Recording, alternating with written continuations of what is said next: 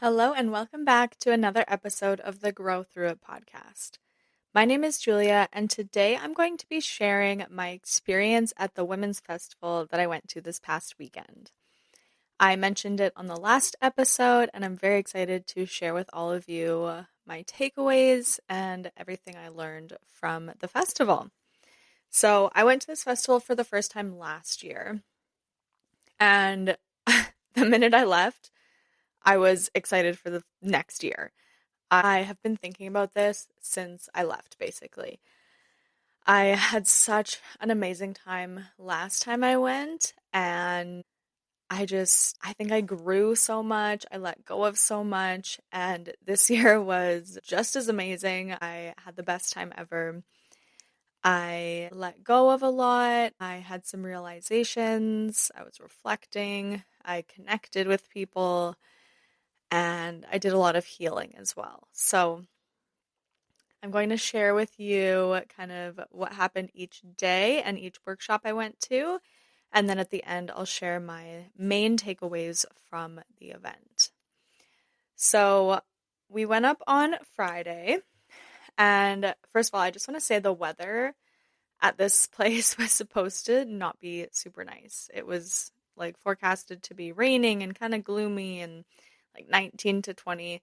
So I wasn't too happy with that because last year it was so hot out and I love being in the sunshine, but we were actually really blessed and Friday and Saturday were beautiful. When we first arrived Friday, it was pretty cold, but then the sun came out and I actually got really sunburnt from the weekend, so it ended up being super nice for Friday and Saturday. And Saturday night, it did start to storm, which was a little scary. We definitely thought our tent was going to cave in and we were going to get soaked and have to sleep in the car. So I'm very happy the tent held up and we didn't have to do that. But yeah, it started to storm on Saturday night, but it was kind of after everything we were going to go to. We were going to go to the dance party in the evening, which was postponed. And then by the time they started it, after the storm kind of faded out, we were already sleeping. So we didn't go to that. And then Sunday, we actually ended up leaving early because Sunday was a pretty cold, rainy, gloomy day. The ground was super wet, and we just didn't really want to sit in the cold and rain, especially because a lot of the workshops we were going to do was like yoga, and I didn't want to put my cork mat on the wet ground. Like the ground was soaked, and it was pretty muddy out too. So we ended up just leaving on Sunday morning, which actually is part of one of my takeaways is accepting that. So yeah, we ended up leaving, but I'm completely content with it. I think everything that happened for a reason, and it's okay. So I'll start with Friday. The first workshop I attended was called Empowered Wealth. And since it's a women's festival, like all of these were catered to women. So at this workshop, she talked about the struggles of money when it comes to women, and like she talked about like the pay gap and that like women are less desirable to hire, especially if you're pregnant or a mom. You're less desirable to hire. So that was interesting, but I felt like that part was kind of already known to me for the most part. But there was a couple things that I really resonated with. So she was talking about the attachment styles. So if you read attachment styles, that has to do with relationships. So anxious attachment, avoidant, and secure. So she actually related the attachment styles to money, which I thought was really interesting. So I realized I have a very avoidant attachment style when it comes to money. I don't like to think about it. I don't like to talk about it. I just want to ignore it and pretend everything is fine. So that was actually really interesting to learn. I might read the part in the attachment styles book about the avoidant attachment style because I'd never resonated with that before, because when it comes to relationships, that's definitely not me. So it would be interesting to read it now and think about it in a way where it relates to money. So I thought that was cool. And she also mentioned how Same thing with relationships, but your attachment style with money is learned from childhood. She also said that money isn't good or bad, but it's neutral and it's just a tool. So I'd like to start thinking about money in that way instead of putting so much weight and value in it, and just view it as a tool and that it's a neutral thing. It's not good or bad.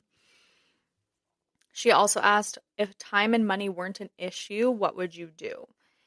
And I feel like anytime I've answered this question, I've always thought about it as, okay, if I could do anything, what would I do? And I would choose something that would allow me to make the most money, to allow me to have the most freedom.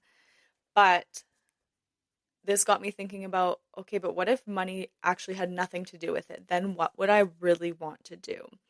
So that's something I still need to reflect and journal about, because I think that would help me figure out my true goals and dreams and values and what I'd love to do, whether that's in a career setting or not.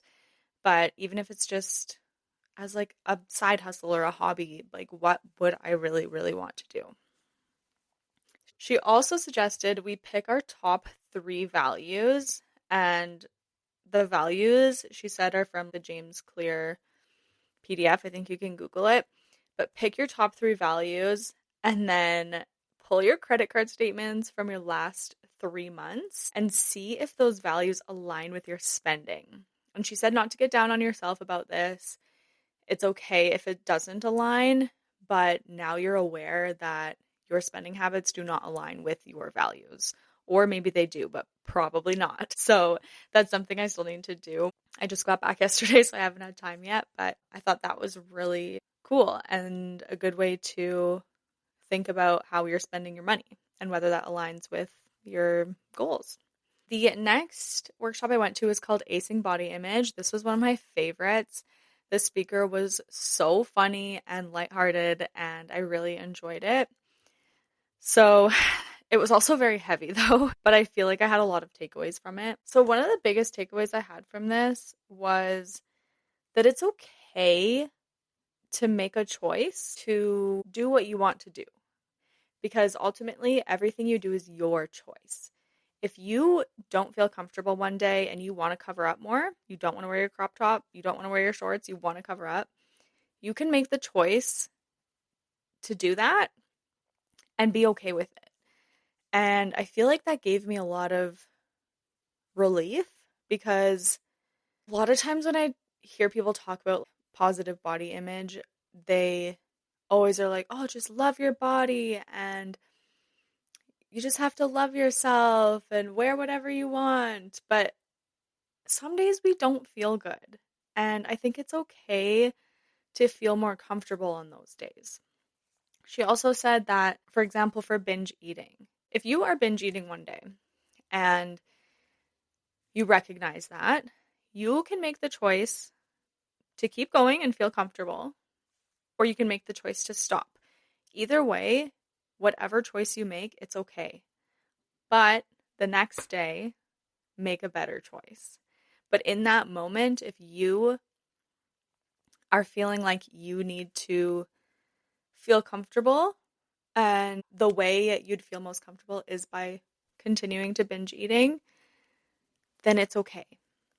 Just make sure that that's not a repeated habit. Because I think when it comes to binge eating, like I would never recommend binge eating, of course. And I feel like it's a sensitive topic and probably a controversial one, especially with what I'm saying right now. But binge eating is a very, very difficult habit to break, especially if you've been doing it forever. And it's a trauma response. Binge eating is a trauma response because that is your comfort. That's what makes you feel most comfortable. So if you are binge eating, I think it's just important to recognize it and know whatever decision you make, that decision is yours and it's okay. But to make a better choice the next day. And actually, I just want to point out that binge eating is not just because of a trauma response. Binge eating can be caused by so many different things. I think with this group of women in particular, that was probably the most common reason. But that's not to say that there aren't other reasons for binge eating. So I just want to point that out. And basically, the entire point of this was just to be able to recognize what you're doing in the moment and why you're doing it and give yourself the power back. Because you could be binge eating, say, because you have issues from a parent that had a bad relationship with food, or social media, or a friend. And I think one of the reasons that we could be binge eating is because of those people in our lives or the pressure of social media. But it's all about taking your power back from that. So knowing that that's not their choice, it's your choice what you want to do. So the whole point I'm trying to make, and I think what she was trying to make, is recognize what you're doing, figure out where it's coming from, and then you make your own choice on what you want to do next. And just take that ownership back, that it's your choice and only your choice. She also had us do this exercise where we wrote down every negative thing we felt about our bodies. And that was a little tough, but I had a feeling she was going to do something similar to what she did next. So we wrote out on a piece of paper everything we hated about our bodies. Then we had to swap books with someone else. So I swapped with my friend, and we had to read those things out loud to them. The things that they wrote, we had to read them out loud to them. So it was a very vulnerable thing because these thoughts are things I don't typically say out loud. But it made us realize, like, we would never say those things out loud to someone. And someone else saying those things to you, like, think about how much that hurts. So why are we allowing ourselves to say that to ourselves? Because if someone else said those things, you would hate that person. You would think they're awful. So why are we doing it to ourselves? So that was a really cool exercise. I've done something similar with that before where you had to read what you wrote to the person and like say it as if you were saying it to them, which is what I thought she was going to make us do. But I actually liked this way better because hearing someone else say the things that I wrote down about myself to me, I think was a lot more powerful for me. She also said that all of these thoughts that we wrote down are always subconsciously in our heads because we didn't just make these things up on the spot. These are things that are constantly subconsciously going on in our minds. And that really sucks. Like it was hard to realize that I have been thinking these things about myself for a very, very long time. And they probably influence my other thoughts and my behaviors, and they influence so many things. So I think just recognizing that was pretty powerful as well. After that, she had us pick one of the thoughts we had, and I'll just use a general example for the sake of this. So, for example, if you wrote, I have a big stomach, she had you then write down that same statement but shift it. So instead of saying, I have a big stomach, you had to write, I have a belief that my stomach is big. Or I have a belief that people judge me because my stomach is big. Something like that. Or I have a belief that having a big stomach is bad. Because someone in the crowd said, well, what if my statement is true? Like, I have big thighs. What if that's true? And she's like, okay, but what does that mean? Like, what does having big thighs mean? And she was like, well, like, I think it's bad to have big thighs. She's like, okay, so write down, I have a belief that having big thighs is bad. Then she had us continue on that statement and write down where that thought came from, who it was taught to us from. So I was taught this by social media. And then she had us write down, I believe it to mean, and then whatever we think it means. So I believe it to mean I'm not attractive or I'm not lovable. And then she had us write down the outcome that we want. So the outcome I want is confidence and self-love. And then she had us write one action step that we can take to get to the outcome we want. So whatever that may be, thinking about saying that to another person. So thinking about the activity she had us do. Or one thing I wrote is reminding myself that my body is a body, which is something she said a lot, that like your body's just a body. Your body is a neutral thing. Your body itself doesn't have feelings or it's good or bad. It's just a body. It's like a vessel that you're in, that your soul is in. So just reminding yourself that your body's just a body and kind of neutralizing it, I think was something that I really resonated with. She also mentioned how our brains love to be dramatic and confirm truths, because when we wrote down these things, my friend and I were reflecting after and we were like, yeah, that's kind of dramatic, like what we were saying about ourselves. Like a lot of those things sound so silly when someone else is reading them to you. Some of them hurt, obviously, but some of them sound so silly. It's like, why are we saying this to ourselves? So yeah, our brains love to be dramatic and we constantly seek out truth. So if we believe our stomach is big, we're going to seek out that truth from someone else. We're going to want someone to confirm that for us, or want social media to confirm that for us, because our brain wants to be right. So that was really interesting. The next workshop I did was called Return on Intuition. And one thing she said that I really loved was she was talking about her story and how she got into her career and things like that. And one thing she said to herself during that time was, who are you to do this? And then she said, who are you not to? So I thought that was a really cool quote. So who are you to do this? Who are you not to? I really resonated with that and I liked that a lot. She also talked about how you get incredible returns when you follow your intuition. So amazing things will happen when you follow your intuition. And intuition, fear, logic, and ego all come up. And it's important to listen to all of them, but lead with your intuition. So I thought that was cool because sometimes when things come up, I'm like, okay, is this fear talking? Is this my intuition? Like, what's going on? Or like, is this logic?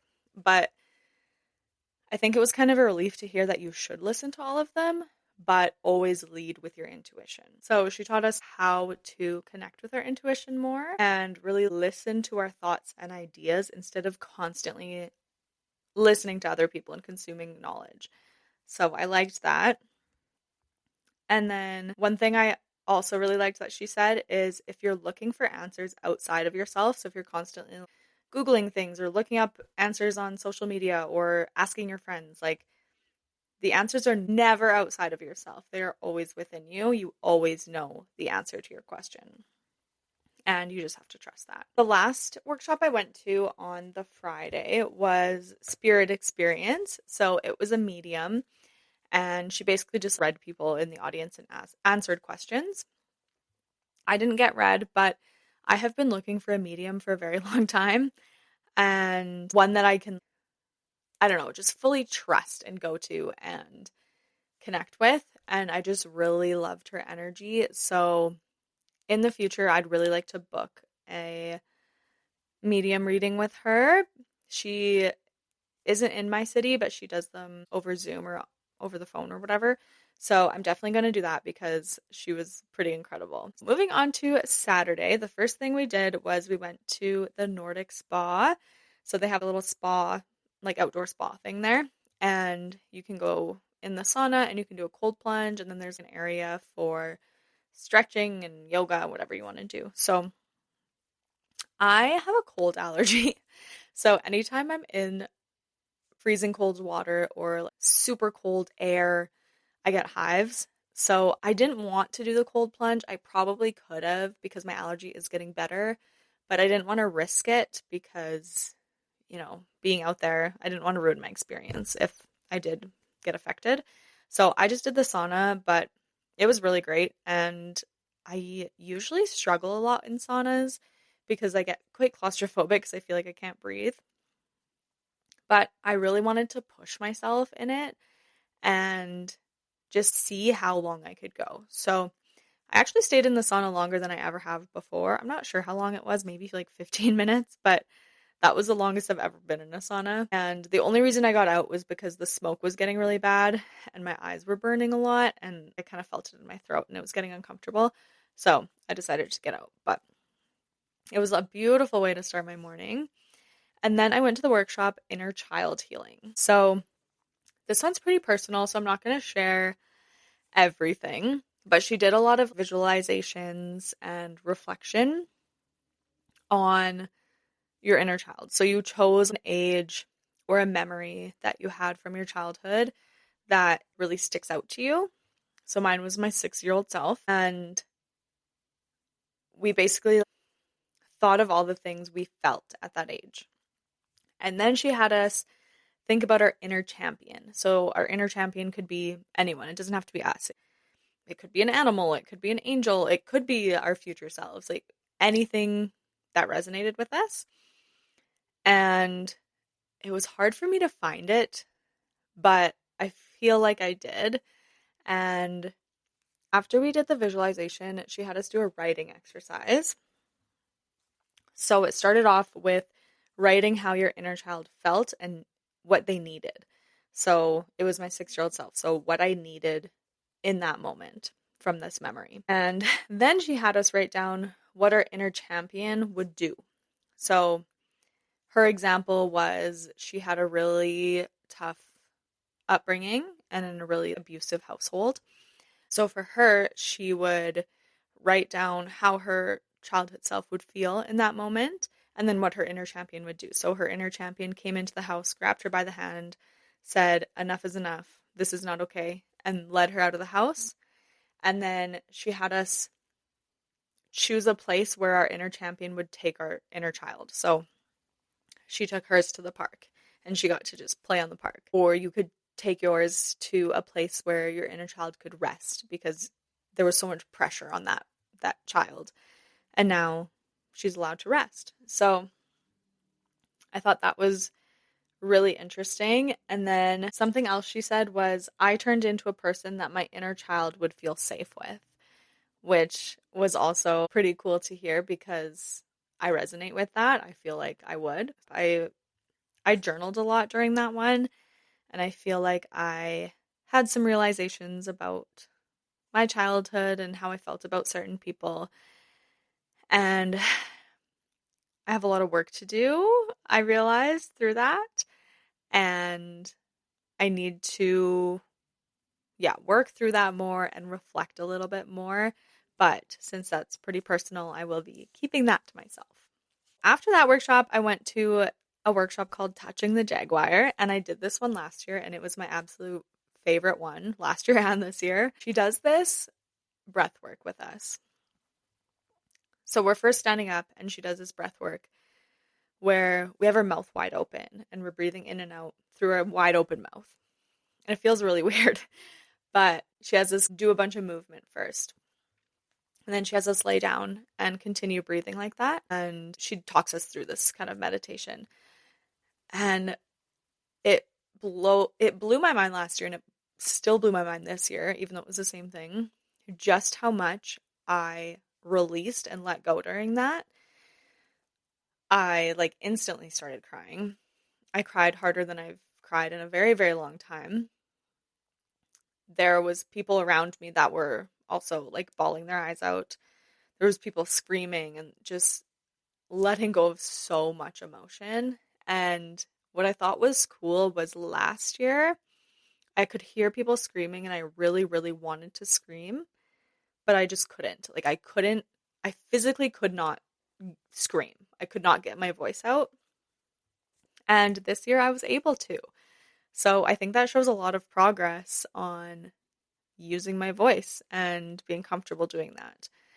So during that session, I let go of a lot And I also had some really cool realizations. So one of those being what my purpose is in life. And I feel like I have a few purposes, but one of the things I've never really realized before is I believe one of my purposes, which I figured out during this meditation, and it surprised me, was I'm meant to build community and connection. And she I think it was her, some of these are getting a little mixed up in my head, but I think it was her that talked about your purpose.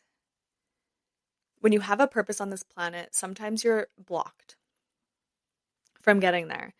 And this made sense for me for this purpose because I have a lot of fear with connecting people.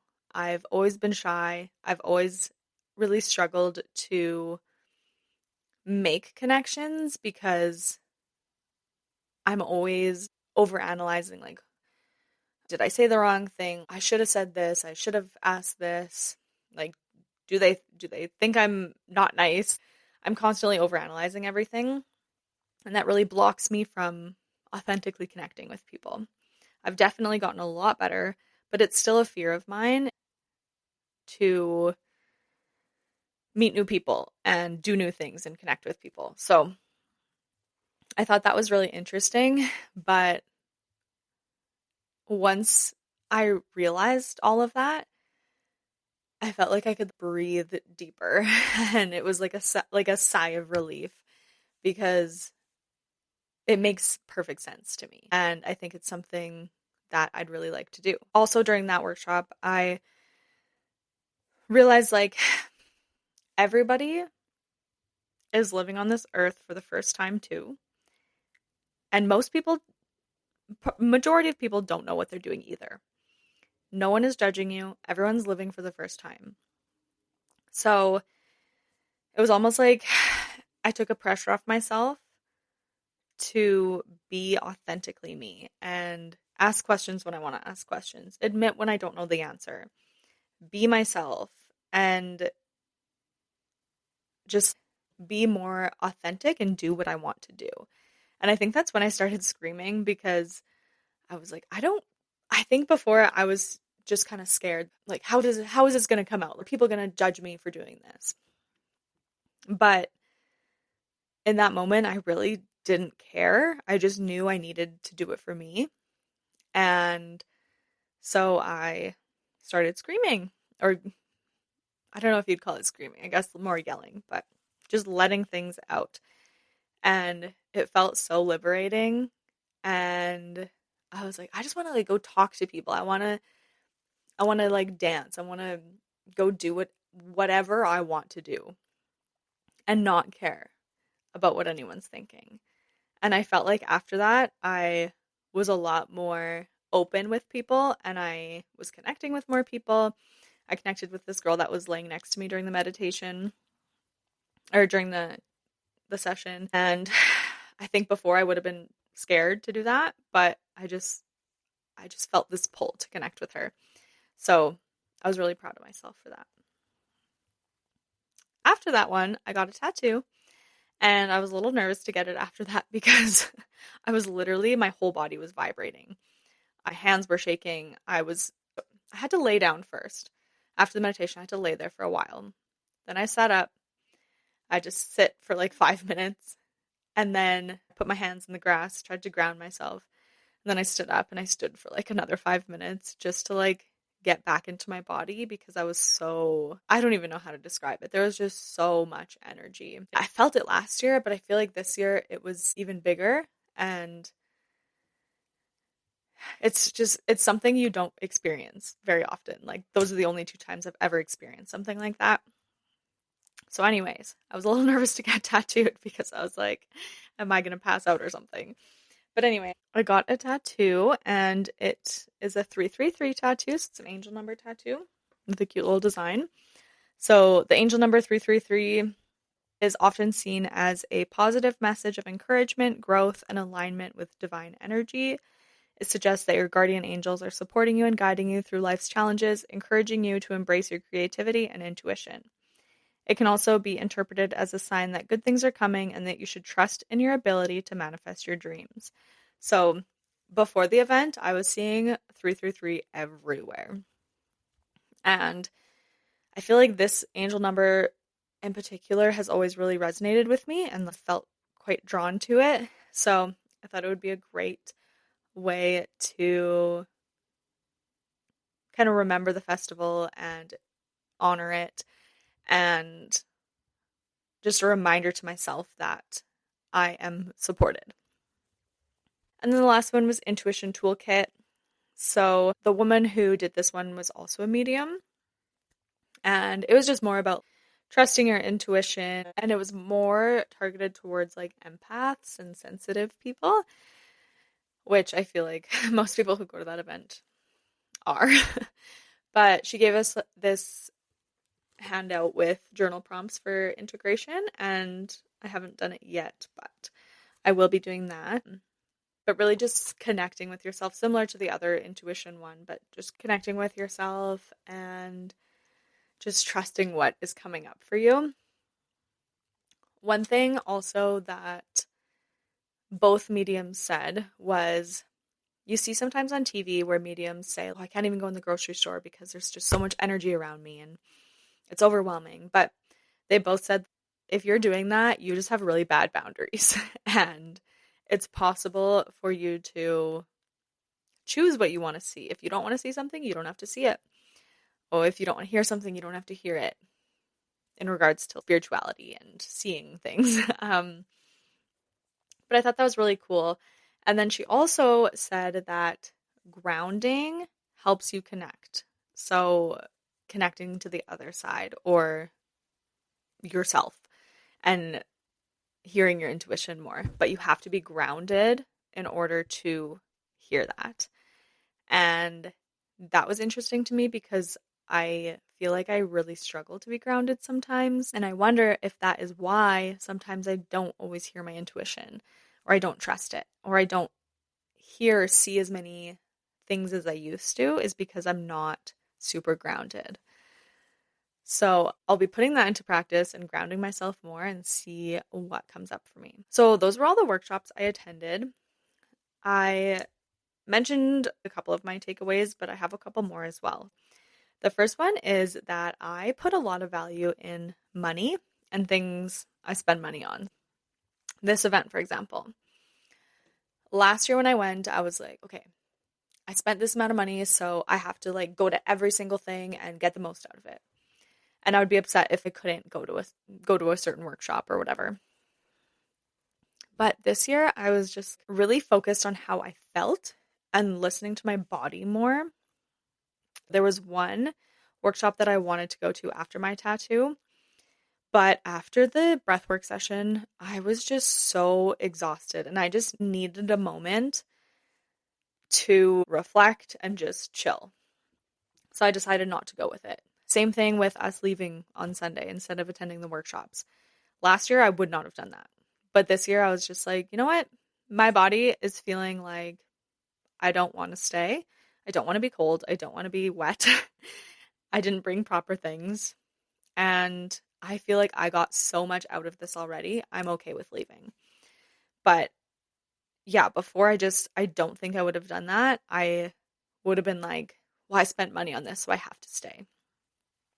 But not putting as much value in it and just focusing on what I got out of it already and listening to what my body needs is way more important. And it took a lot of pressure off myself. So that was definitely one of my biggest takeaways. I also let go of control. And this is something I really struggle with. Obviously, the weather was not ideal on Sunday. Again, I think last year I would have been really upset by that. I would have been like, oh, like, why is it raining? I want to be in the sunshine. I want to be able to go to all these workshops, but I can't because it's raining. And I would have been really upset by it. But there's literally nothing I can do. I can't control the weather. There's nothing I can do about it. So just knowing that that's okay and just embracing it, I feel like was a really cool thing I did because I don't usually do that. I'm usually I get worked up about things sometimes. I'm very type A, things need to go as planned.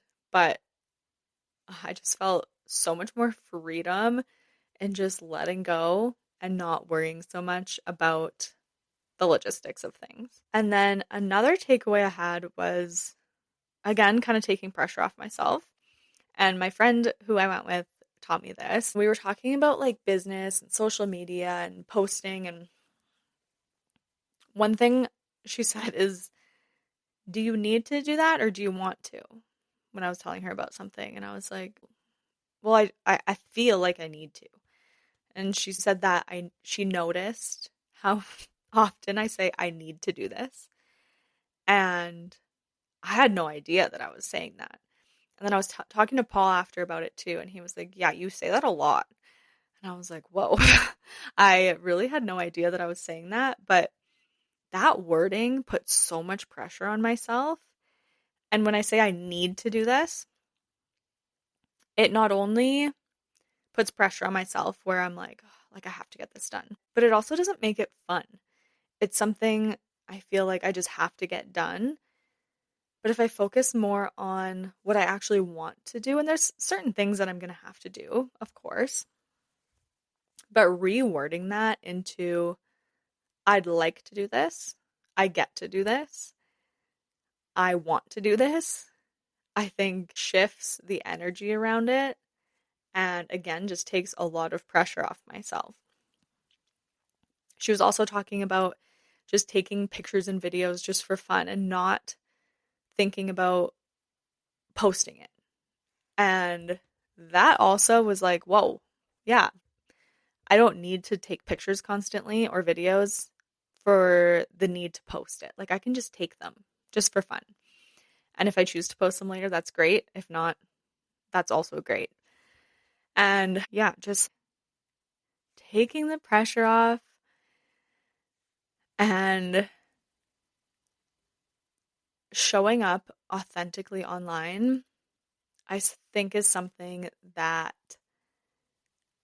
I'm going to be doing a lot more often. And it makes me excited about it. Like making content before, I put so much pressure on myself. Like this has to be perfect. I have to get this done and oh, this person did it better than me and just comparing myself and just putting a lot of weight on it where it got so overwhelming that I didn't even want to do it and it would block me from doing it. So I haven't been posting as much content as I'd like to because of that pressure. But now with this perspective, I'm actually excited to post online and I'm excited to take videos and pictures of things that I like just because I like them and not have to worry about posting them and just yeah, I don't know.